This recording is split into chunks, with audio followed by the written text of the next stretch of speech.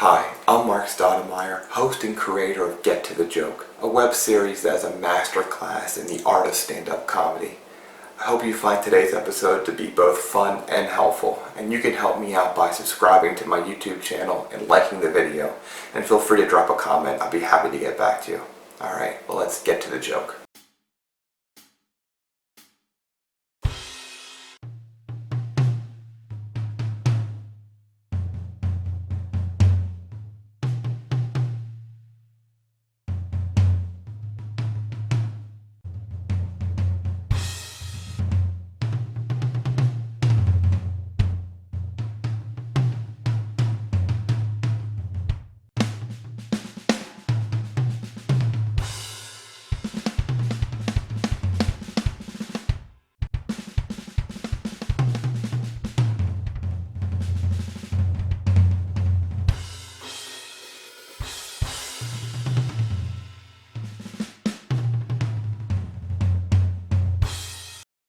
Hi, I'm Marc, a comedian from Philadelphia. As you can probably imagine how much going on right now. I can tell you the most exciting thing I had going on this week was my buddy called me up. He was like, "Hey Marc, found this cat outside." So I neutered him, gave him his shots, and I rescued this cat. You want to come over and see my cat? Well, I got nothing better to do. I'll drive 45 minutes to come see this cat. Showed this guy's house, cat's not even there. I go, "Dude, where's this cat go?" He goes, "Oh, it's an outdoor cat." Outdoor cat? Let me get this straight, fella. You found a cat outside, cut its balls off, and put it right back outside. Seems like a pretty raw deal for that cat. Story has another turn. This guy has two other cats. They're both house cats. Now how's an outdoor cat feel? It's like, "Oh, outdoor cat, don't be coming in here. See all this food and air conditioning and love? That's not for you. You get right back outside, you outside cat." Now I know how Cooper Manning feels. Nobody. All right. For those who don't know, Cooper Manning is Eli and Peyton Manning's other brother. There's a reason you never heard about Cooper Manning, because nobody cares about Cooper Manning. He's an outdoor cat. And our guest today is Blanco, who is not only a personal friend of mine, but also an amazing comedian. He helps myself and another comedian out on our monthly showcases called Sweet Sweet Comedy. He also runs the Reading Comedy Outlet, which you can find the website to in the show notes for this episode. Jesse is the consummate professional. He is so nice and professional, and he has a knack for this business. He's also an amazing comedian, so this was such a great interview as far as seeing a little more unconventional way to develop a joke than you've seen in past episodes. Jesse was very open about his the physical abuse in his childhood, which you'll see in this episode. I think that everyone will find some kind of meaning in this episode. So, without further ado, let's get to the episode. I do like the fact, though, that we are becoming more integrated as a society. I mean, America's a melting pot. I love the fact that there's so many ethnicities. There's a great representation in this room here tonight. Give it up for that, man. I'd like to see America start doing something, though, to show that they're embracing all this ethnicity. They need to start naming more everyday things, like after more ethnic names. Think of streets, I don't know, sandwiches, parts, whatever you name it. But how great would it be to hear like a storm? Imagine, 6 o'clock, dunt, dunt. Today's top story, Jamal pounded us with 13 inches.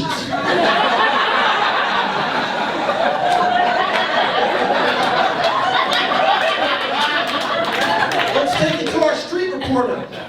Yeah, Jamal's out here causing a lot of devastation. They haven't seen anything that massive in years. You're calling off to work the next day. "Sorry, boss, can't make it. Jamal blew my back out." Calling Jesse Blanco.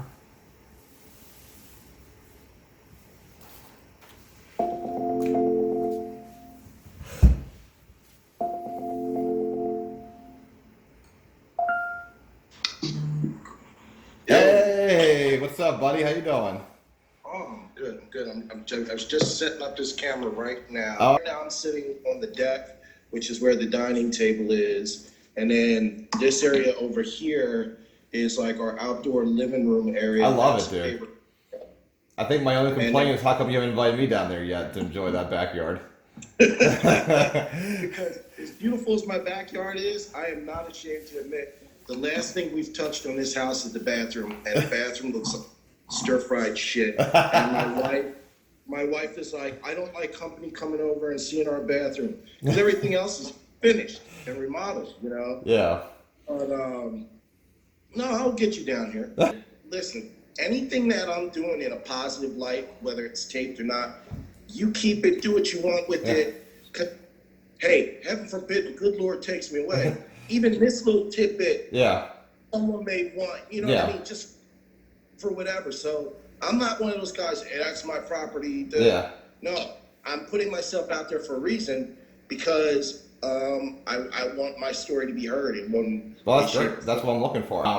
But fire away, man. I'm ready. I'm kidding. Let's do this. So yeah, so what do you want to know? I want to know. I think with stand-up comedians, you know, like there's a fascination at some point about what like that we become like almost like obsessed with stand-up comedy. So I'm interested with you, like when did your fascination with stand-up start? Who were your early influences, kind of thing, like. And like what kind of stand-up appeals to you? It may be different than what you do. You can just give me a little bit about like when stand-up became important to you. Wow. I'll tell you what.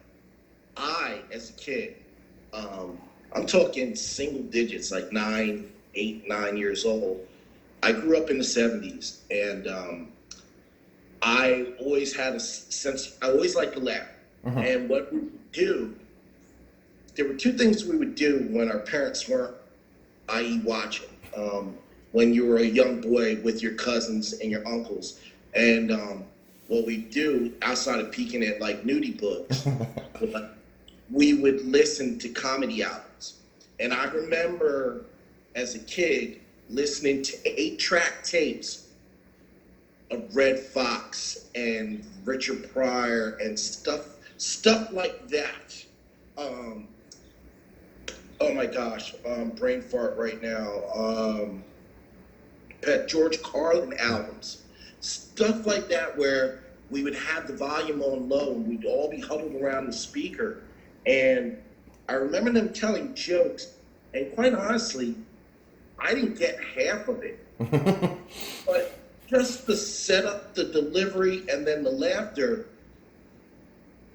it just like, it with it, and those guys, you know, they used a lot of 4-letter words and stuff. So you remember as a kid, 9 years old, when you were in the park and your parents weren't around, you were dropping 4-letter words like it's the only language you knew, and it was like shit this, F that, da, da, da, da, da, da, and you know, back then it wasn't as politically correct, so it was like, oh, you're an F or you're things you didn't know. So I didn't know what I was listening to in a sense of getting it.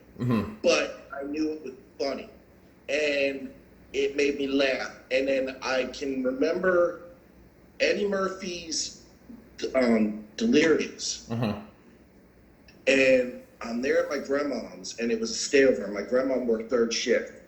And she had to get up at might have been 10 o'clock or something like that, and his thing started at 9 and change. And he got to the ice cream man skit. And I was laying on the carpet watching a floor model TV, because this is how old I'm dating myself. I was laughing so hard that I couldn't breathe, and I made such a ruckus that I woke my grandmother up a half hour early, and she bitched me out. It was like, you know, because I disturbed her sleep, you know, and I was just like, this stuff is so funny, and I would love to be able to do this stuff. And it kind of just resonated in me, this whole comedy thing. And I would go to comedy shows, but it just wasn't the same, you know, like locally and stuff like that. I got my wife, and we would go to comedy shows on dates and stuff. and I always just was enamored with comedy. And it was 5 years ago. It was just over 5 years ago. We were at the Philadelphia Auto Show, and my wife says to me, if money wasn't an object, what would you do for a living? And I told her, I want to be a comedian. Yeah. She looked at me dead in the face and goes, you're not even that funny. And I'm like, what are you talking about? I make you laugh all the time. So I told her, which is my threesome joke. Yeah. I told her the threesome joke. And she goes, that's pretty funny. I like that. Where do you go from here?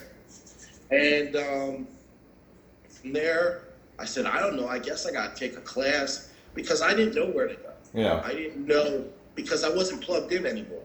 You know, there was no way I was going 20 years back and be like, hey, how do you do this?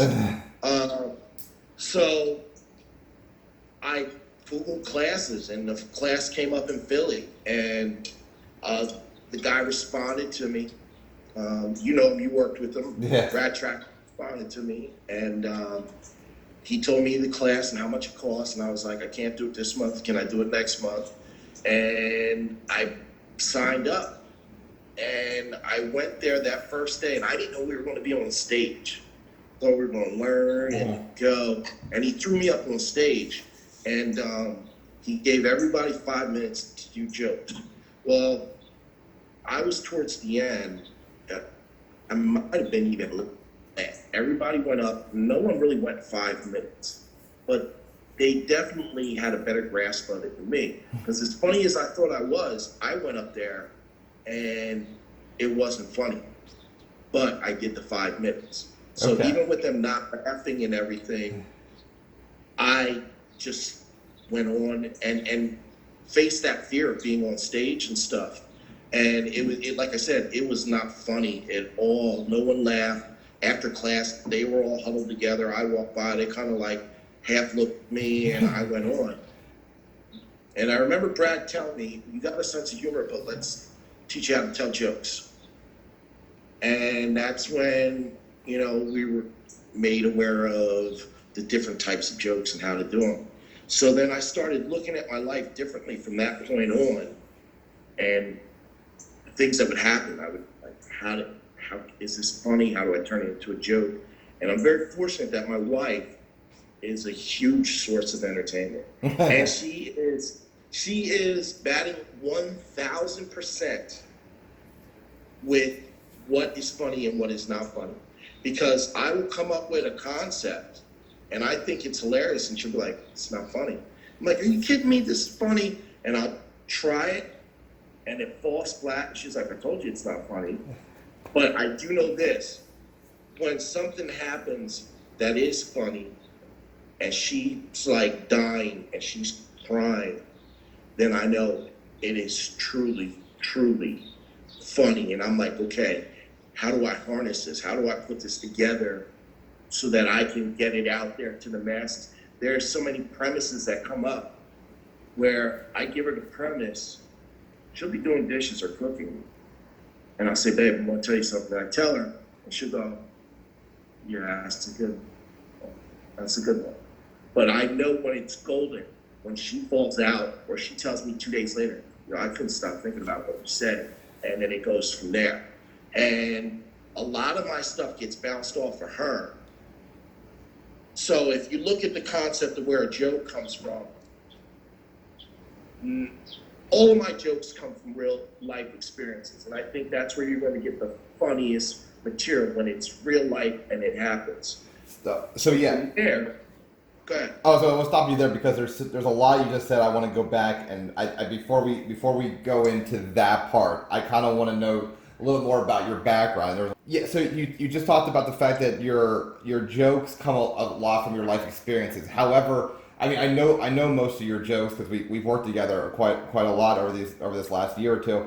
And it seems like the source of your jokes, you said, is your wife, which makes a lot of sense. But you don't go back any further, it sounds like, pre your wife for any jokes. So let me dig a little bit back into your background here. you talked about you lived with your mother and your grandmother. So are you? I forget. Are you an only child, or do you have siblings? No. I stayed at my grandmother's. I didn't live. It was a sleepover night. Oh, okay. I lived. Here's the sad part of the whole thing. Grew up, mother separated from my father when I 3 years old, 4 to 3 years old. She was a single mom, and then she got with this guy. Would turn out to be my stepfather. Not a good man, not a kind man. How so? And, he was just mean. He was mean. I mean, he was mean, and I looked a lot like my stepfather, or like my real father, and he didn't like my real father. And as a childhood, I would looking to laughter and sports, and those kind of things kept me happy and sane, because when I wasn't doing those things, it was dark, because he was an asshole. You know, the dude's in the dirt, and thank God he's in the dirt. But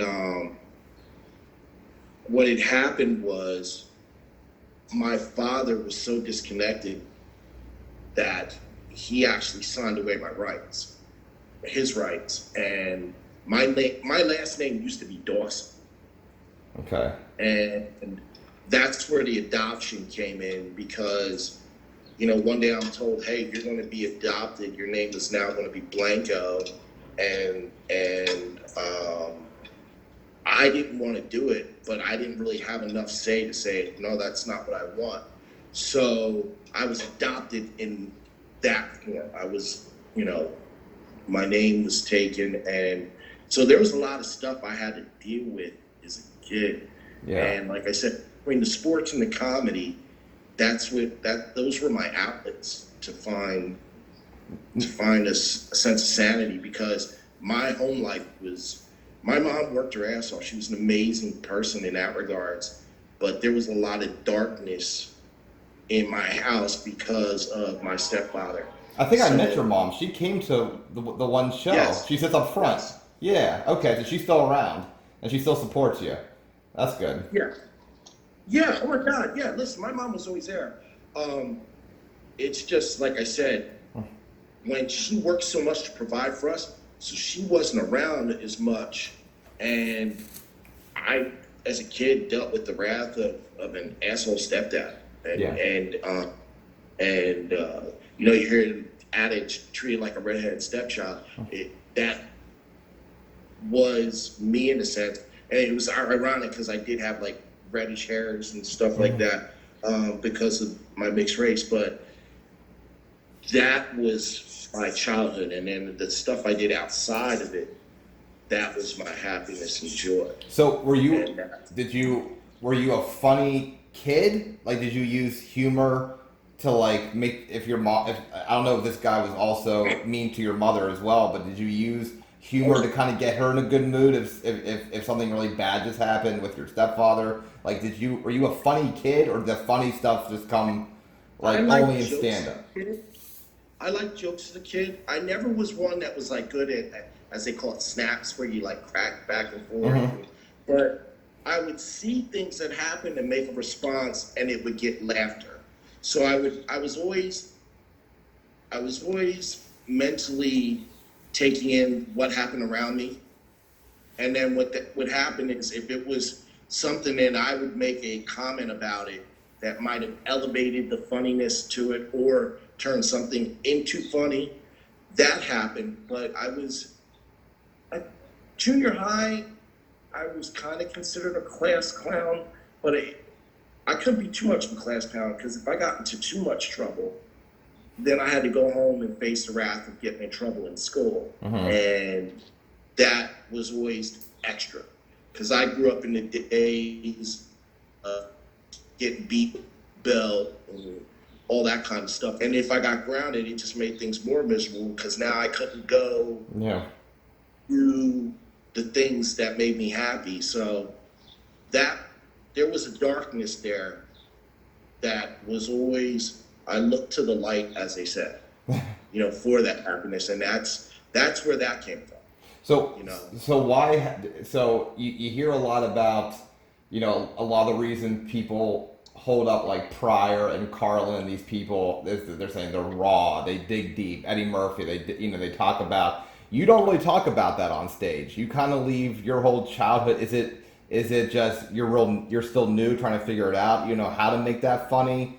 You don't address it at all pretty much. You both talking about present day situations as being funny, but you don't ever really talk about pre 2015 Jesse Blanco on stage. You know why? Because in my heart, my hairs are standing up now as I say, I get this chicken skin. In my heart, I'm in this for the long haul. Mm-hmm. So I don't want to be that comic 10 years from now. I'm still doing the mattress joke or the threesome joke. Yeah. I want to grow and evolve. And truth be told, that stuff that happened to me then is mine. I don't have to worry about it getting taken or said by someone else. I mean, I'm not saying other people ain't go through it, Mm-hmm. but when you look at comics and they're like, they put out specials or they put out albums and they elevate and they grow and they come across topics, there is a treasure chest of stuff to talk about and work with. What's the rush? I feel like it's there. And truth be told, I think everything I'm doing now is just going to help me make that stuff better. Because I don't know at this stage of the game, I've been doing it 5 years, I kind of got an idea how to make it funny, how to make it funny. Because I don't want to fill a show with 2 minutes of darkness to get one laugh. Yeah. Like, I want to be able to be at peace with it to a point that I can comfortably talk about, that I can punch it up, that it'll just come across, and when it's done and it's presented, I want people going, God, that was funny. I don't want them going, damn, he lived a dark childhood, he lived a dark. I don't want them thinking that. I want them thinking funny, and I haven't picked it apart to make it funny yet. Okay, that's fair enough. And that's where it's at. So, have you ever dealt with that stuff? Like, have you gone to therapy, or have you talked to your mom about any of that stuff that was growing up, or have you kind of just kept that in a lockbox? I go to therapy. I see a therapist. He helps me deal with some stuff. I've never, to this point, really broke down. I told my mom about some things, but I haven't told her everything. And that has a lot to do with the fact that when I do get into these discussions with her, there's a lot of emotional breakdown, Mm-hmm. and then the message isn't getting received or heard. And the biggest thing I've told my mom to this date is, I love everything you've done, and I am not holding you responsible for what has happened. Was your mom? I'm sorry. Was your mom unaware of that dynamic between your stepfather and you because she was working? Like, was this news to her, or did she have an idea? She knew. She knew, and my mom had to deal with shit too. Yeah. Like it took my mom a long time to find a real man. That's the guy we met. That's the guy that came to her with the show, right? Is that her boy? Is that a husband or boyfriend? Or who is that? Fiance or? It's funny saying boyfriend is 70 years old. That's her boyfriend. Now, because here's the thing. One of the things I learned from my mom is a sense of loyalty. Now, she was with my father, and then she wasn't. That was probably her shortest term relationship, Mm-hmm. because then she was with my stepfather for almost over 15 years. So that was from the time I was 5 to my late teens, you know what I mean? Yeah. And then she got another dude that was a complete asshole. But at that time, I was grown in the sense I could come, go, leave. And at that time, I was a much bigger person. So I was never going to be the victim again. Yeah. The sport, the athlete, the wrestling, the weightlifting. I was never going to.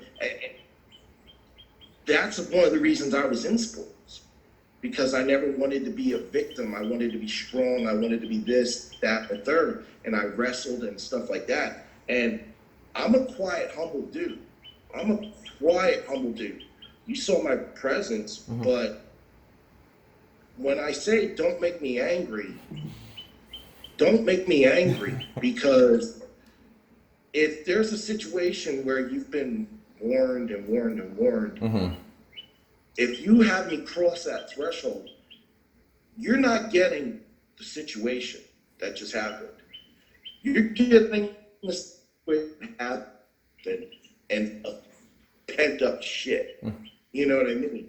And I don't like that person. And it's so cliched, like when you think of the old Hulk and David Banner was like, please, you don't like me, my man, please.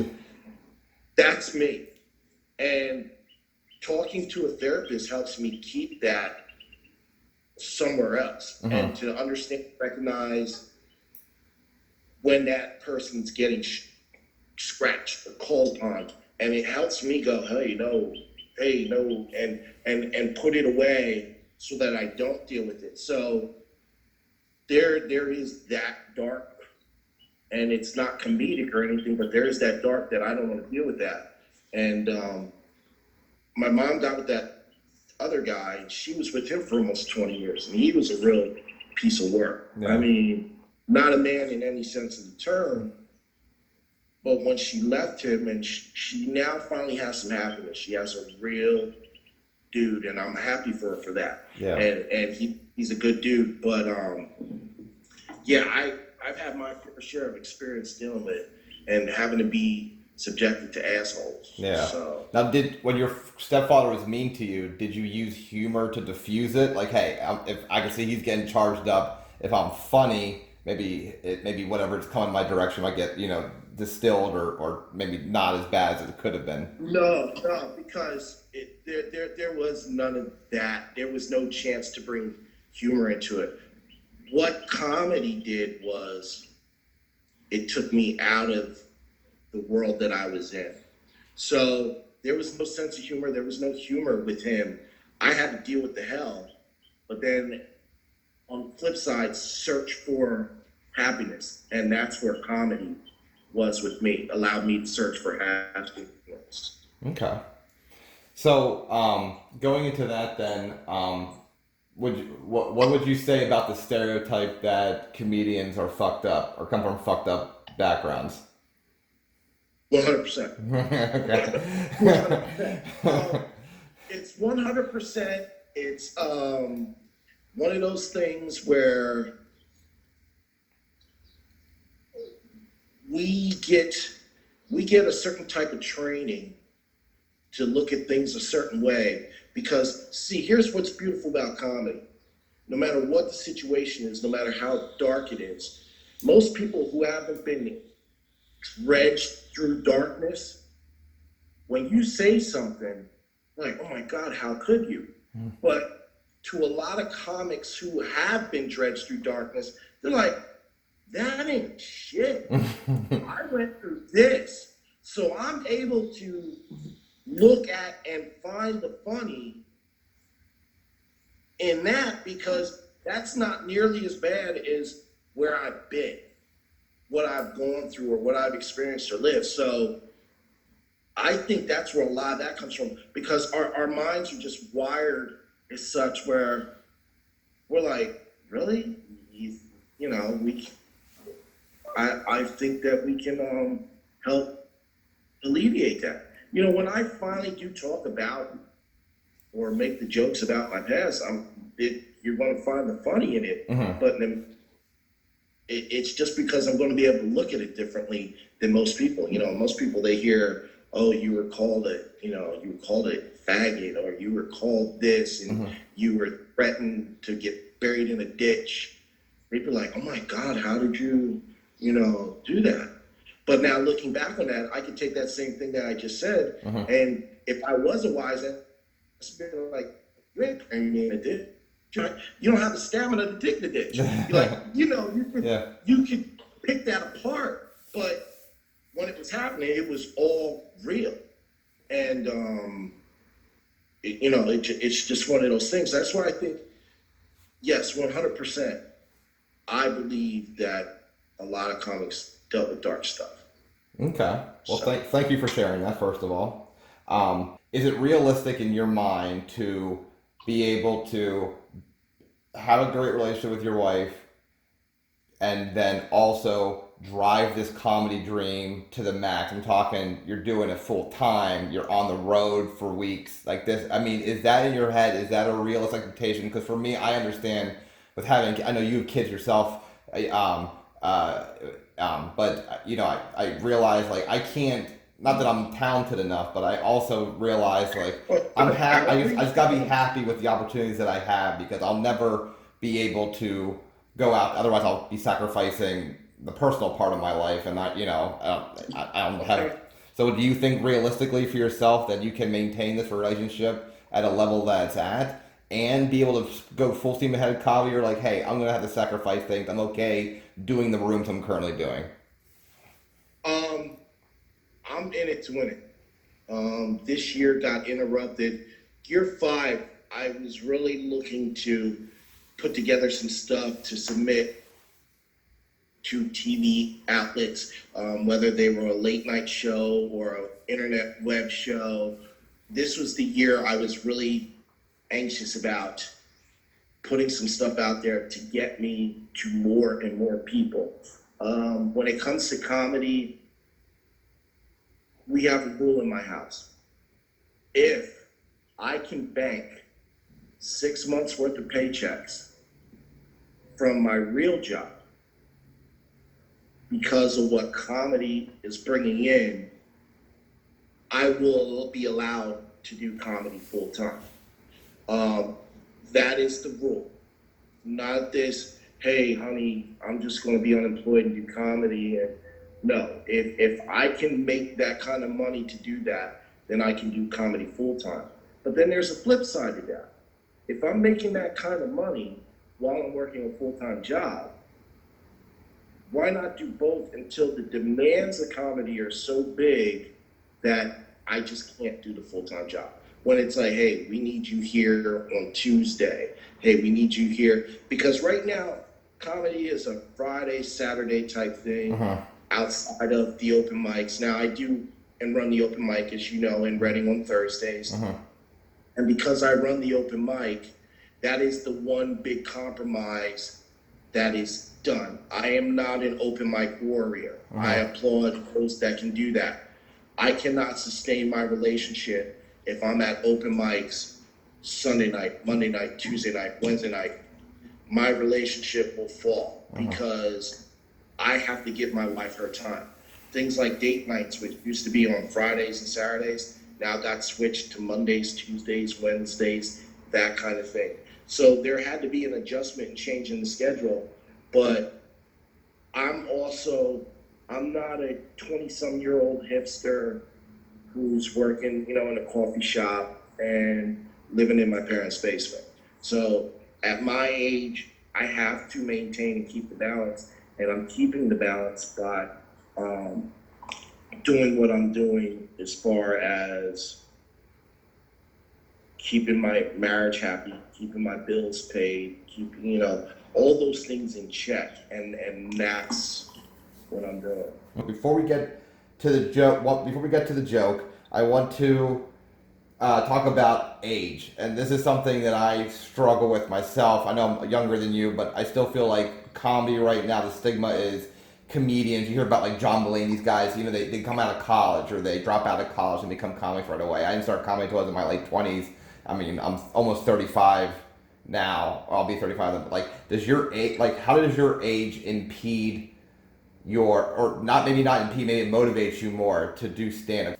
Well, I remember, like I said, in my teens, when I switched my major, I did a paper on the art of telling a joke, telling a joke. It was the highest graded paper I ever had because I had so much fun doing it. I don't think, when I look back, there's a reason I'm in it now and not then. I don't think I have enough life experiences to talk about what I'm doing now, which also I think lends into my style. I'm a life experience comic.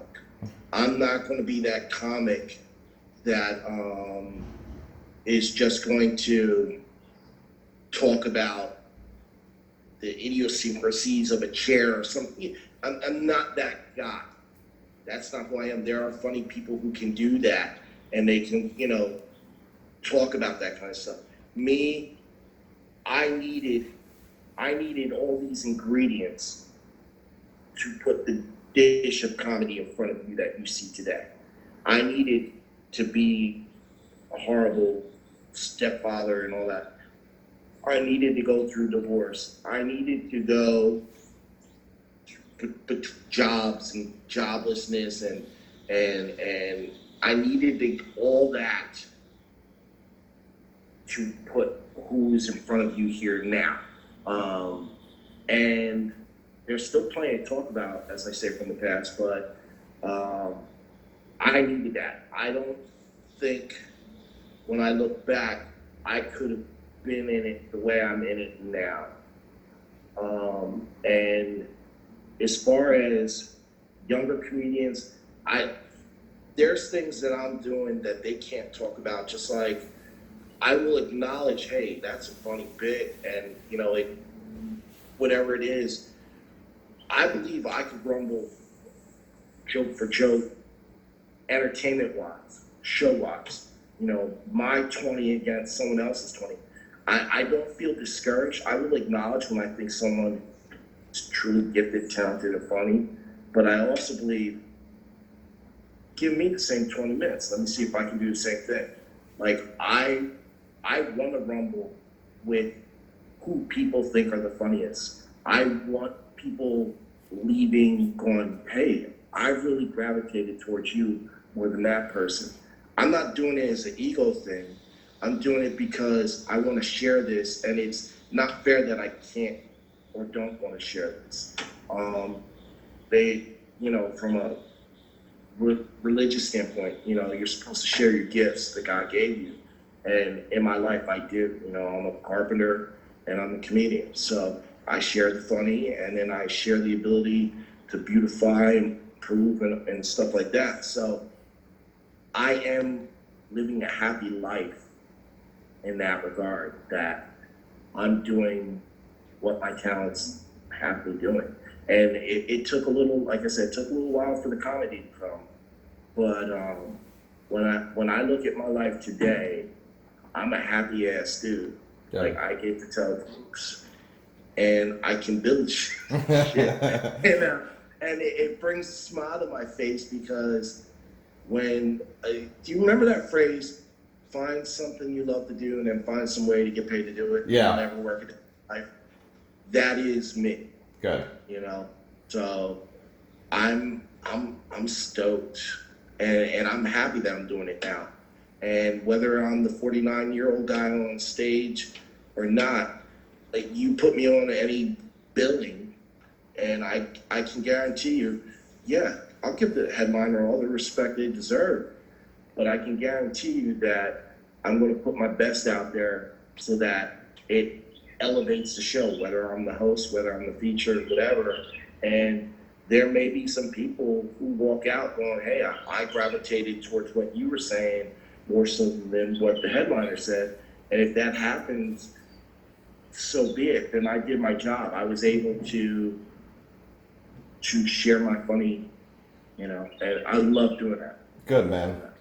Well, no, I'm glad. So let's get to the joke. So the first one I want to talk about is my favorite joke you do, which is the mattress store bit. My wife told me the other day, she's like, honey, we need a new mattress. Ours sags in the middle. I'm like, baby, I can't confirm nor deny what the hell you're telling me. She goes, no, you don't understand. We need a new mattress. Our sags in the middle. And I'm like, baby, what do you want me to do? She said the magic words, which was, I'm buying. I'm like, shit, let's go. We're getting a new mattress, right? So we show up to a mattress store, pull up to the parking lot. I don't know why mattress stores need a parking lot. I mean, there's never more than one idiot in a mattress store anytime you go shopping for a mattress, right? And we go in there, and this kid comes out. I swear to God, you got to ring a bell. You got to announce your presence because they're coming from the back. Like, what the hell is so comfortable in the back that's more comfortable than all this comfort out here, right? This kid comes running out, looks like he did 2 lines of Coke and 3 Monster Energy drinks, you know? He's all excited. He's like, hey, man, you ready to make the most important purchase of your life? I'm like, easy, Skippy. I own a damn house, you know? He goes, no, a mattress is the most important purchase of your life because you sleep 1/3 of your life away. I said, wrong again, Junior. I haven't had 8 hours of sleep since 1992. And that was off tequila. I did get close in 96, but that was NyQuil. Truth be told, those two should make a product called Nyquila when you absolutely positively don't have to wake up the next morning. So we're running around, we're looking at the mattresses and stuff. My wife's trying them out, doing her positions. I'm pushing on the edges of them like, this one feels nice. I like the piping on that one over there. We're looking at these mattresses, and goddamn, they're expensive. They are so expensive. But mattress companies are failing us, people. I'll tell you why they're failing us. Because all these mattresses, with all their bells and whistles, they keep making them in wedding gown white. Mattress companies need to get with the ball if we're going to spend all this money and keep it for years. They need to start making it in more useful colors, like piss yellow. Maybe rust red. Oh, the lady's clinched up on that one. All right, look, we're at a winery. I'll call it Merlot. Does that make you happy?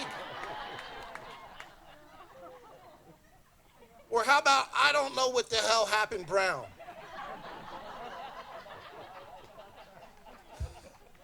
Or maybe just a camouflage pattern of all 3 of these colors, right? Because I don't care who you are, I don't care how much money you make, I don't care what your credit score is. There are very few people on this lawn here tonight that are willing to put your 10-year-old mattress out to the curb 2 days early and let all your neighbors bear witness to that damn DNA pancake you got out there. You just ain't gonna do it. For real, trash guys pull up. You watch them through your window. They're out there doing rock, paper, scissors to see who gets the unfortunate deed of putting your mattress in the damn back of the truck.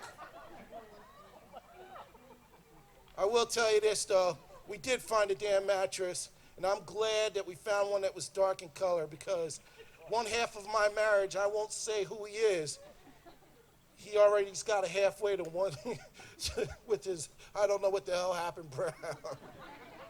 So this is where I'm fascinated about how comedians work, like whether it's different than I do, if there's any similarities, but like, so where did that idea come from? Like, where were you when this is a joke? Okay.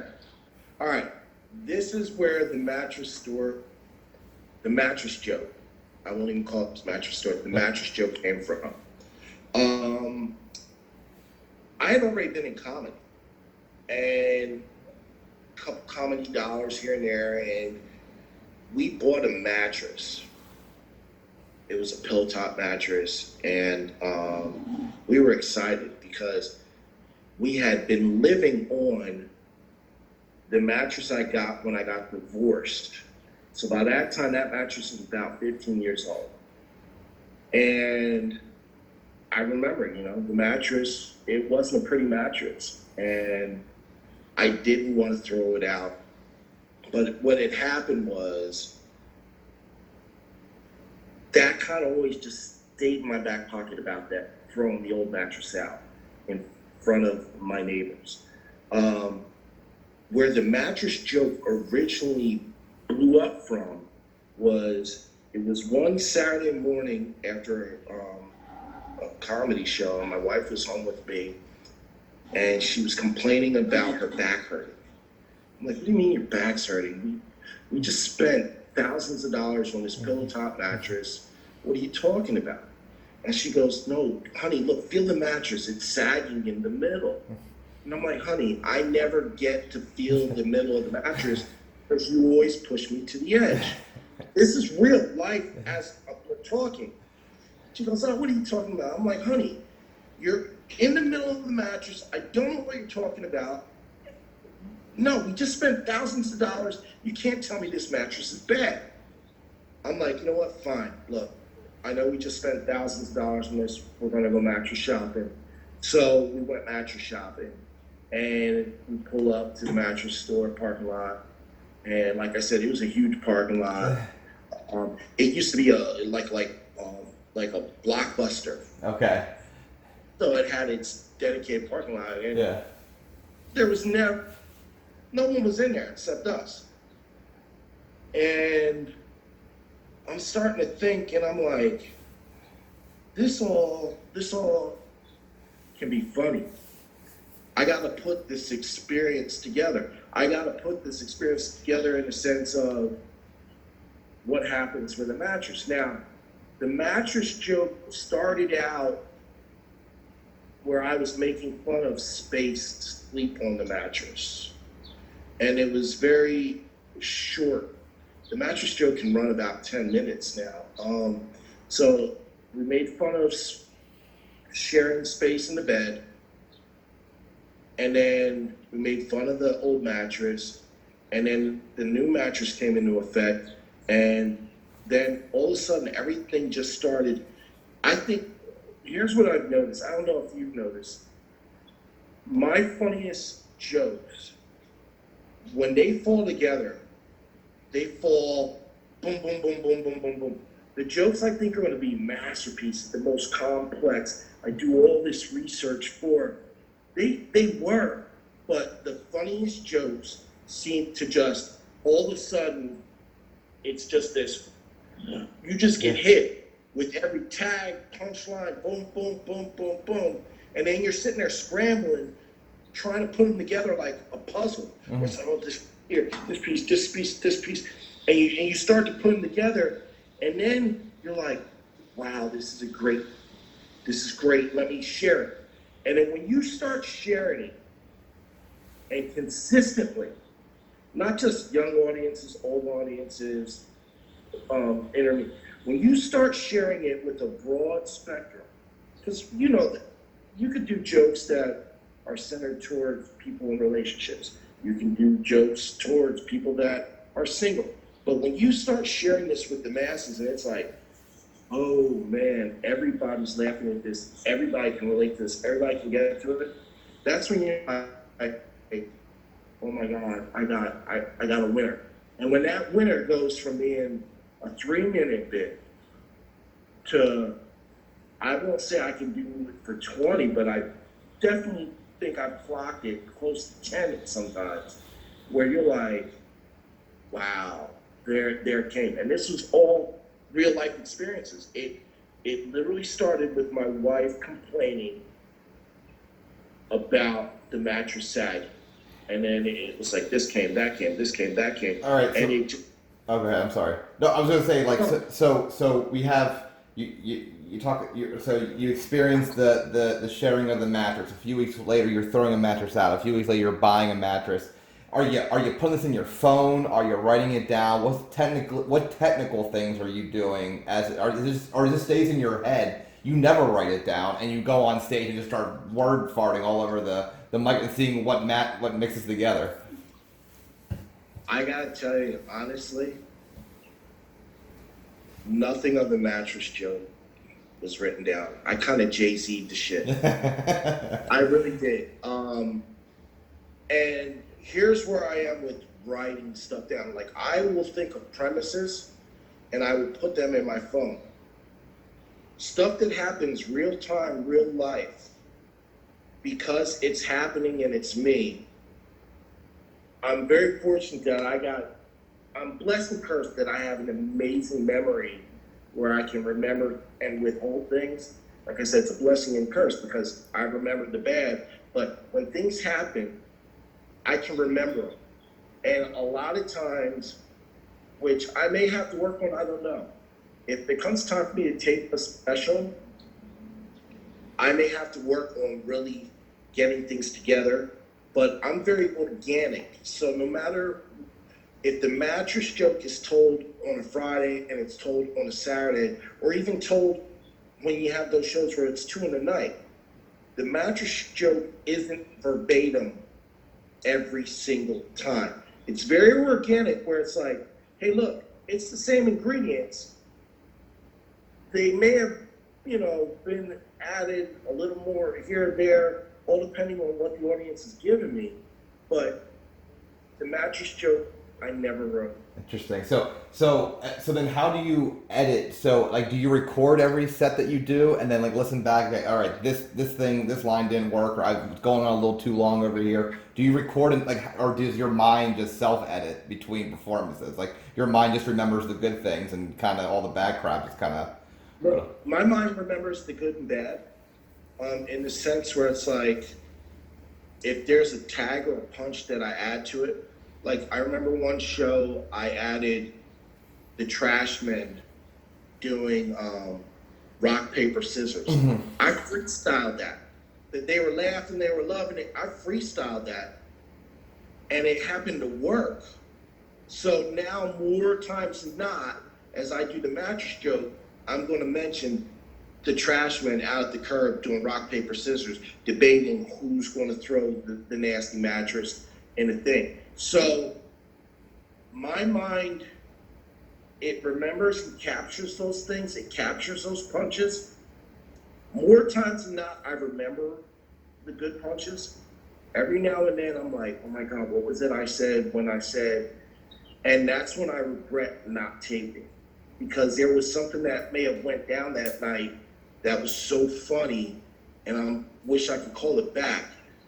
But for the most part, if it's taped and the show went great and there was nothing new I added, I'm not really reviewing the tape that much. Jimmy Carroll told me, he said,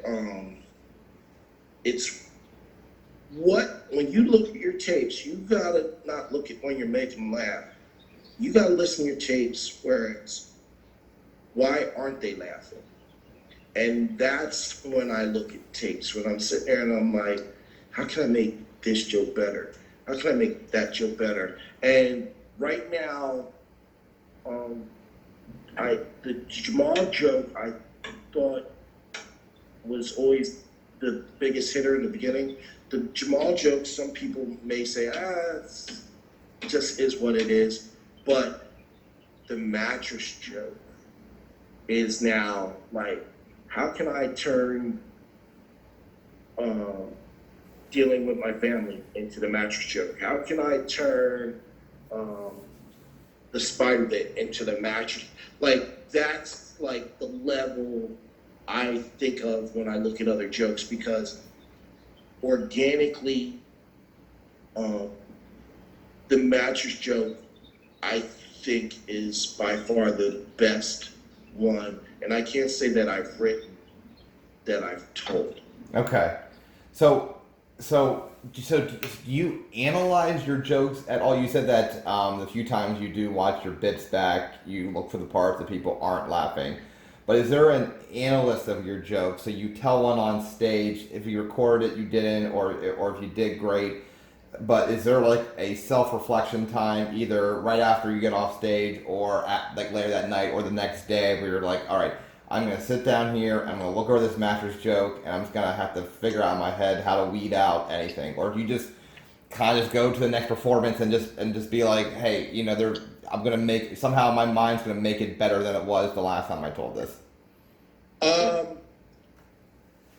tell you what, I'm very fortunate that I get out a lot and I get to try my stuff real world. I told you before, I don't get the opportunity to go to a lot of open mics to try it. I'm not saying open mics don't help people. I've often imagined how much funnier I would be than I am now. And that sounds like such a selfish, sounds like such an asshole thing to say, how much funnier I would. But I do know that if there was even more reps, it would even get better. Mm-hmm. And I will do a lot of my premising, and I'll do it live in a show. And what'll happen is I will sprinkle it in the middle of hitters. hitters are the ones that you know they're laughing. So I'm like, okay, I made them laugh. I'm feeling good. Let me try to sell them this. And if it falls flat, I bring back another hitter and get out of it. And then, dodge that bullet. So I will look at jokes, and what has happened, especially with this downtime, is that it's had me look at the other jokes, and it has me saying, literally, how can I make this the mattress joke? How can I make this the mattress joke? And what I mean by that is, how can I get it so universally accepted and so hilariously funny that if I was given a 20-minute window to tell jokes, that there was no downtime, that it was just rip, roar, laughter, and in such a way where it wasn't deliberate punchlines. Like, it was just me telling a story so organically, so smoothly, like I'm having a conversation with you, that they didn't even realize I was telling jokes. I was just being funny, because that's the whole thing. I want to get to the point where I'm not telling jokes. I'm speaking to you, and it's just so damn funny. I just want to be that organic and smooth with it that you didn't know I was throwing punchlines in. I just made you bust up. Nice. Well, let's talk about your delivery, because you have a unique delivery in the fact that I don't know if I could describe your delivery clearly, because it is. There's times where you're trying to like look around, almost like you're like trying to convince, like trying to find somebody to relate to what you're talking about, and then sometimes your brow will be furrowed and you're like, there's a frustration in your voice. Like, I know, like I don't know, what do you have a style of delivery you go up with? Because it is kind of, it's not a character of yourself. You're being you, but it's like it's not static throughout the performance. Sometimes it's like looking around the room, seeing who's on board with you. Other times it's like a rant that you're doing. Can you describe your delivery? Is any of that on purpose, or is it just a natural for like, hey, I'm gonna act out on this end? Is there a deliberate way that you deliver a joke? I am doing my best to capture me. I've had people tell me, you need to stand on a spot. You need to not put your hands in your pocket. You need to, like very mechanical, and that's not me. As you see, as we do this, I talk with my hands. There are times where I go on a rant when I'm trying to make a point, where I would rattle off bullet points, and that's just natural if I'm debating something with my wife or we're discussing something, and I'm trying to be as me as I can be. I really want to be a live 3D performance where you're gonna see me sweat. You're gonna see me put myself out there. Yeah. Going back, so you kind of walked through. I guess you had told me before you kind of screened your jokes through your wife, but then you just mentioned this last part. Do you also somewhat screen through Facebook? You throw a premise out there, but get a whole bunch of likes. Will you expand upon that on a show? Yes. Okay. Yes. Okay, that's fair enough. I just wanted to. Yeah, and I use. Here's two things that I find very good about Facebook. Because I don't get to a lot of open mics, and because a lot of the people that are viewing these premises are possible patrons, I feel if I put a premise out there and it gets a bite and it gets more laughs than likes, number one, I know I have a premise. Number two, it's a premise tried not with other comedians. Because, sometimes comics aren't going to give you the real thing in an open mic. Half of them are drinking or out front smoking. And, occasionally they'll come up to you and be like, hey, man, I like what you're doing there. And you can bounce stuff off of. So Facebook does that. The other thing that Facebook does that I don't think a lot of people take notice, most of my premises, I put in those pictures Mm-hmm. where it's the font. Yeah. Well, the thing about those premises in that font is you're only allowed so many characters before it kicks you out of that. So as I start this, it may be real wordy. Mm-hmm. My goal is to get it to fit in that font, which means I got to cut out the fat, I got to cut out the words, which is helping me get to the point at hand, which is the funny. So that's actually helping me. I don't know what it does for anybody else. I don't know if you ever thought about that where it's like, hey, I got this joke. But it forces you to shrink it to get to the point and funny as quick as possible. And then from there, something happens, and then I start to grow a joke. So you do write. So the Facebook is about as far into writing as you're going to get. It seems like that is writing for you. You're writing, you're editing, you're looking to see. So that is about as close to writing a joke as you get is the Facebook. Everything else is in your head. In the sense that in my notes, I have premises. Oh, that's right. Your And phone. These are your phone. You don't have a comedy notebook. It's where you. If I said, "Give me your comedy notebook," give me where you write jokes. You just hand me your phone. That's pretty much what you would do. Okay. Yeah. I have notes in my phone. Some of those notes have become premises that I try on Facebook. But physical pen to paper, no, I'm not a pen to paper guy, and I'm not even the fastest typer. Like I said, I know I want to get to the funny as best as possible, and I just literally, like I said, from one show to the next, it may be a little bit different. And I like that.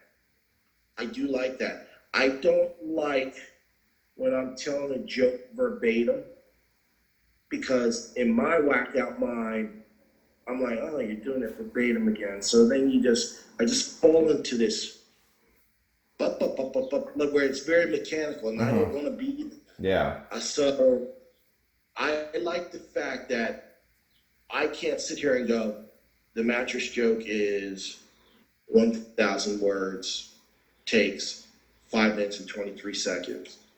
I personally don't like that. I don't know if I'm breaking a comic rule. I don't know if, like I said, if that's held against me. I just know when I get up there, I don't want to be so structured that I come across as structured. And I personally think if I'm loose like that, it allows me to also be loose with whatever the audience may give me that might allow me to go off onto something else. Are you, are there subjects that you will not touch? Things that you won't joke about? Or do you have a limit? Like, hey, I'm not, no matter if I come with the funniest thing in my head, I'm not talking about this no matter what. Yeah, there is. I actually, in the beginning, I wrote a joke that I hate to admit in the beginning when I said it has Slade. And from here on out, I will not punch down, I will always punch up. We live in a culture where things can come back to haunt us. And knowing that, I try to live my life, since I've become aware of it, not going that route. So, the phrase, it's very simple. Don't punch down, punch up. So, and not that I'm calling myself elitist by putting people underneath me, but I won't make fun of physically disabled. I did a joke about the NFL. Well, I can't even call it a joke. I did something back in the day about abuse. Now, I didn't say I abused somebody. I was tiptoeing around the subject. And I'm like, the more I think about it, I'm like, you can do better. And there are some jokes that I tell to this day, not that they are subjects I don't want to talk about, but I've said to myself, Jesse, you can do better. And that's what brought me back to the whole, hey, what can you do to make this like the Mattress Joke? Like, I want to keep evolving, and I get it in the beginning as someone that's trying to start out, you're trying to think of anything funny because the only thing you're focused on is, do I have enough material for 5 minutes? Do I have enough material for 5 minutes? And you're not focusing on Like something. anything but 5 minutes. Yeah. And you're going to throw anything in the pot just to get to that 5 minutes. Well, as I've grown, yeah, I won't make fun of physically challenged. I won't punch down. I'll punch up. As you've seen from my set, it's all about me, my wife. Now, I make some comments that are true about my family. I don't consider that punching down. I make the reference that I have an uncle that's been a crackhead for 35 years. I don't consider that punching down. That is a truth. But yeah, there's just some things there's no need to talk about. Yeah. Now, what about things in your life that are dark? I mean, we talked about your stepfather, but what about you reference your divorce, but you don't really talk about your divorce. What about your kids? Will you talk about your kids, or my kids are off limit? Like, what about personal heartaches for you? Will you delve into those eventually? May not be right this second, but maybe 10 years from now? Or is it like, this is there's nothing I can do to make this funny? Maybe. And I don't know if this is, I don't know how much you want to go into those subjects, because I know a little bit about that, but. I can go into it. I don't talk about my kids because I don't have a relationship with my kids. I am a victim of parental alienation. So I don't talk about my kids because it's been over 10 plus years of any memories with them. I could talk a boatload about my ex-wife that I think would be hilarious as hell, but there's part of me, and I guess this goes back to what we're going to talk about, I don't want to give her any kind of power. I don't want to give her any kind of fame. She's done enough to me to hurt me in the sense that I don't even say her name. Because like I said, I don't have a relationship with my kids and everything else like that. So, with that being said, as I grow as a comic, I will talk about marriage in a failed marriage. I will talk about children, but if I'm going to do anything on a comedic level, I'm really going to talk about domestic relations. And I know there's a lot of people that can delve into that, and there will come a time for that where I will rip domestic relations a new asshole before I give any real power acknowledgement to my ex-wife. My kids, I won't say they don't deserve being talked about, but I can honestly say my children have been out of my life longer than they were in my life, so I don't really have enough to talk about in regards to that. Okay.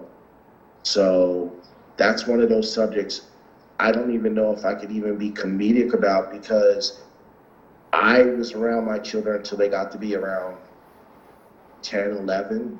Then after that, they've no longer been a part of my life. Now, my wife has children, and there was that whole stepdaddy thing, but now they had children. Even though I have grandchildren that are of my flesh and blood that I don't know, my wife's children have children, and I have grandchildren there, and there's nothing but love and blessings and everything there. Awesome. Because when I got with my wife, it was around the same time that her kids, which are older than mine, they were getting in those teenage years. So there was this, new stepdaddy, I don't want to do it. So there was a lot of fight in the beginning, but as they became parents, they were like, oh, I see what you were doing. It all makes sense to me now. And our relationship has grown incredibly strong and stronger because they understand what it's like now being parents, and they saw where I was coming from. I never tried to replace their dad.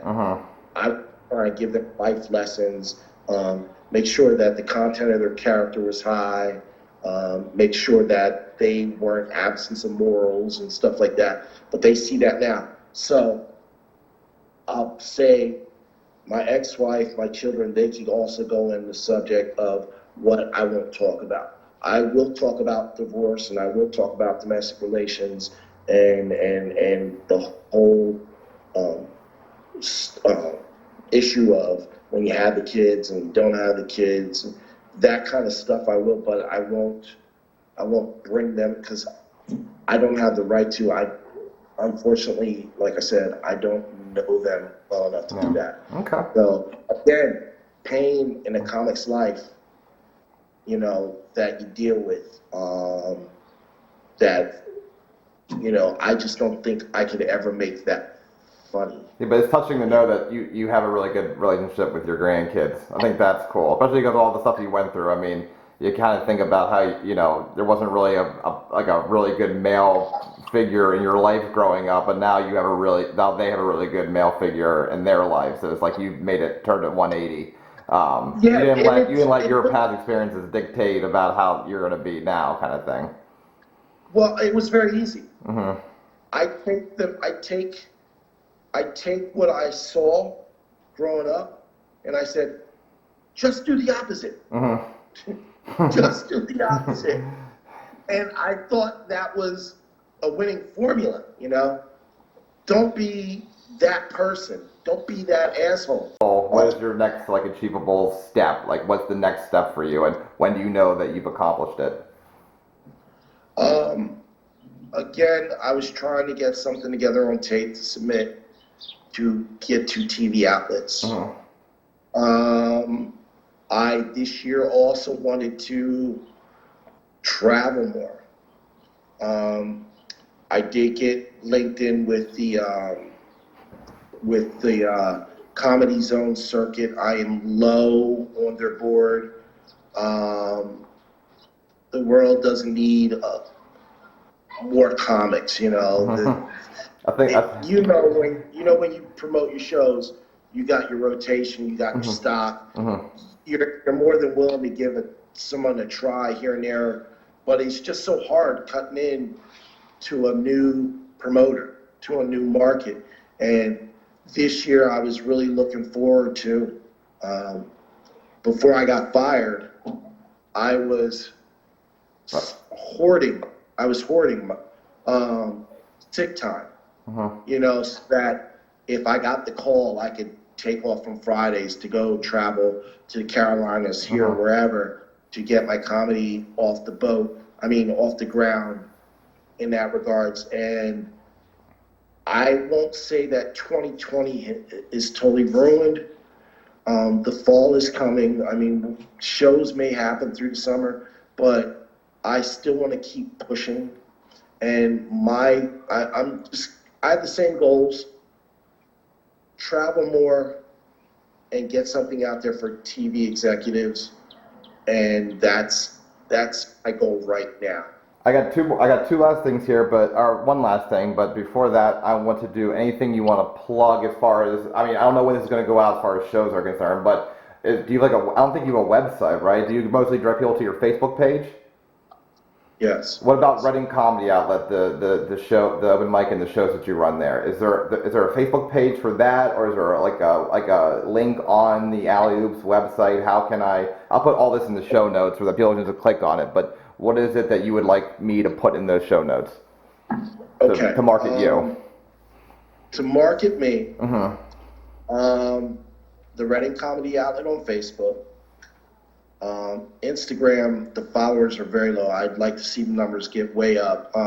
It's the Reading Comedy I didn't get a chance to put outlet. If you go to Alley Oop's webpage, there's a spot up there for following. You got to kind of follow down a rabbit hole. The Reading Comedy Outlet. What I really want you to look at is J&D. That's Jesse and D. Facebook? Well, we don't have it on Facebook, but we haven't developed it big time yet. But right now, I am associated with the Reading Comedy Outlet. I don't own it. I don't own the rights.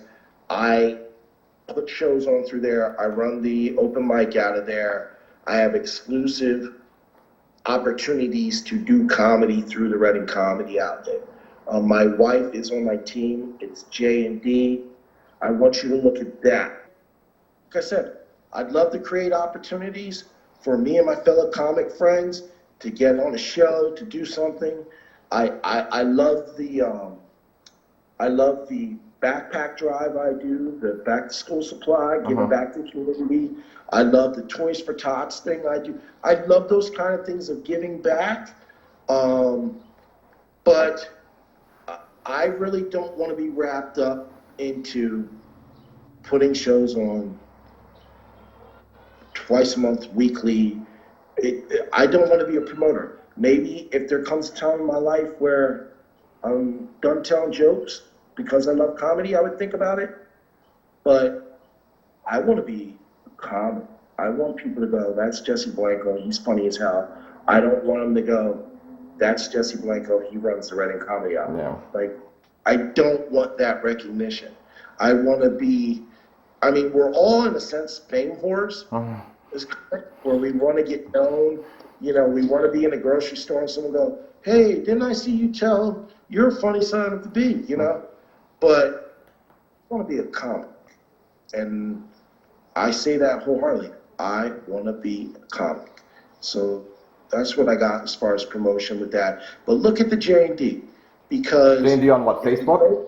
Or just anywhere, just if you see the... Anywhere when it comes to comedy in the Reading area, Okay. look for J&D, because that's me and my wife, and we're going to put on one hell of a show. Like I said, we're contemplating where we go and what we do. This COVID has had us all fall back. Has had us all fall back and reevaluate things, and we will see where that takes us. All right, that's our episode with Jesse Blanco, who I'm so happy and appreciative that he sat down with me. Was very open, very honest, which he always is. I love Jesse to death, and I think after this episode, everyone will love him as well. Please check out the show notes to see all the J&D and the Reading Comedy Outlet shows that are coming up. Check out his Facebook page. He's still active in doing shows. Jesse will be on the Sweet Sweet Comedy shows that I'm running, which you can find a link to here too. But again, please subscribe to this channel, and we'll see you next Monday with another interview. All right, guys, take care.